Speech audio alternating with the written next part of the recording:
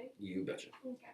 Hi, everybody. I'm here with Paul Michlig. He's the coach of the Newman Catholic football team in Wausau, Wisconsin. And this year, his team switched down to 8-man football from 11-man. So he's going to tell us a little bit about that today. So what was it like making the transition? It was a long process to get to there.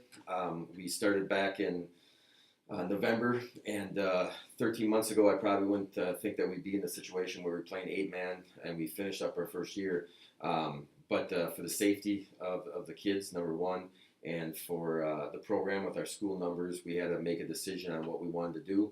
And 8-man was what we came up with after some other options of co-oping and such with other schools. So we wanted to keep our own identity. So in December, we had to have it in, so we decided to go 8-man and keep our identity and keep our stranglehold on staying with the school pride and things like that. So school of 120, it fit us. We have 51 boys, and we're going between football and soccer to make sure that we can have enough kids to play both sports. And so that was the first part of the transition. Once we got knowing what we wanted to do, then we had to go to the differenes and the X's and O's kind of stuff. And the first thing that really was big was making sure our kids bought into it, that 8-man football is just like 11-man football, except for obviously you don't got three guys out there. You got to tackle, you got to catch, and you got to throw, and you got to block, and pretty simple game. So that was the start of the transition back in December, and got the kids bought into it, and then we started watching film about different kinds of 8-mans and what we wanted to do. When I first looked at 8-man, I thought 8-man was going to be spread open, wide open, and the more we started watching it, we started seeing stuff that everything was kind of still packed in. But we wanted to stay separate, so we kept on our spread offense. And basically, we took our offense that we ran at 11-man and we put it into 8-man, and that's kind of where we did it in the off season of how we were going to do it, how we were going to take away the two tackles, and we took away one skill position player. So and then defensively, it kind of was three defensive linemen, 3 linebackers, and then 2 secondary guys.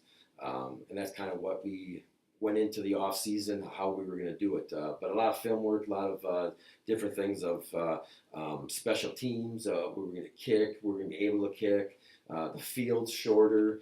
I shouldn't say shorter, thinner. So it was a long process during that point of the off season with the X's and O kinds of stuff. During the summer, we still did the 11-man stuff with the 7-on-7. Just because, again, football is catching in, throwing the ball, and doing things like that. So that's kind of what we did with that. But until we got into the field in August, that was the biggest transition of seeing how things actually work. We were starting new, so everything we were putting in was new, and how things were going to work. So the first day of practice definitely was intriguing day of practice, to say the least.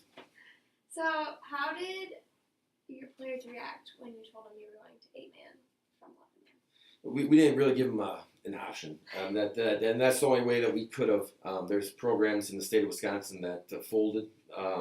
They were going to go to 8-man. They didn't buy in. So one of the things I thought we did a pretty good job of is we sold it from day one. We talked to the kids about it, saying this is what's going to happen, but they knew that this was the best option for us, and this is what's going to make us successful. When I say successful, I don't mean the wins and losses. I mean that at the end of the year this year, we were going to have everybody healthy. We did. We had everybody healthy when we walked off the field last game of the year.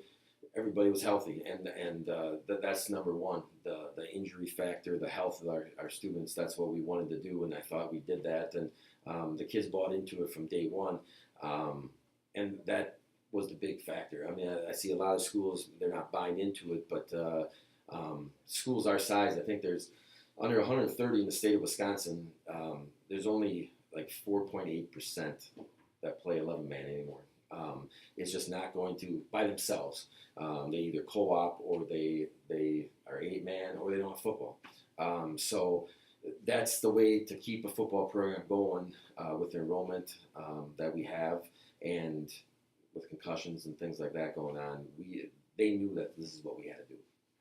You guys had a pretty great season this year, I've heard.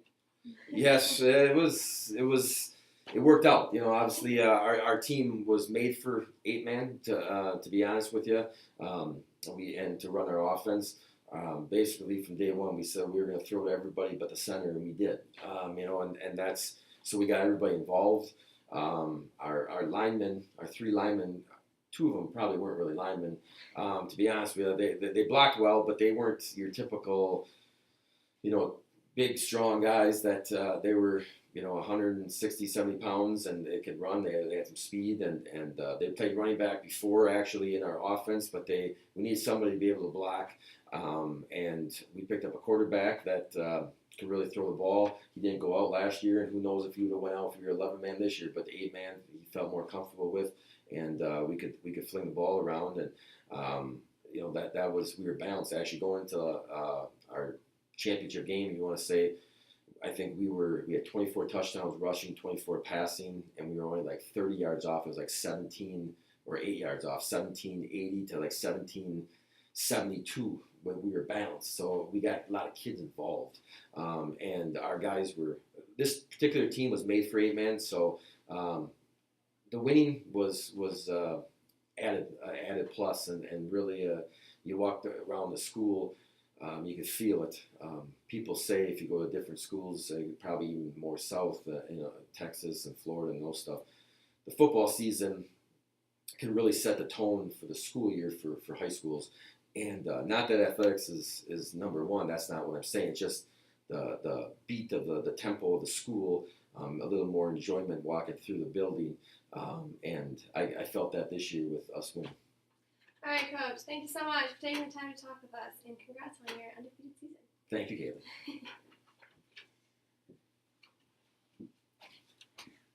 You're not supposed to interview people you know. I've interviewed someone I've known for every single assignment.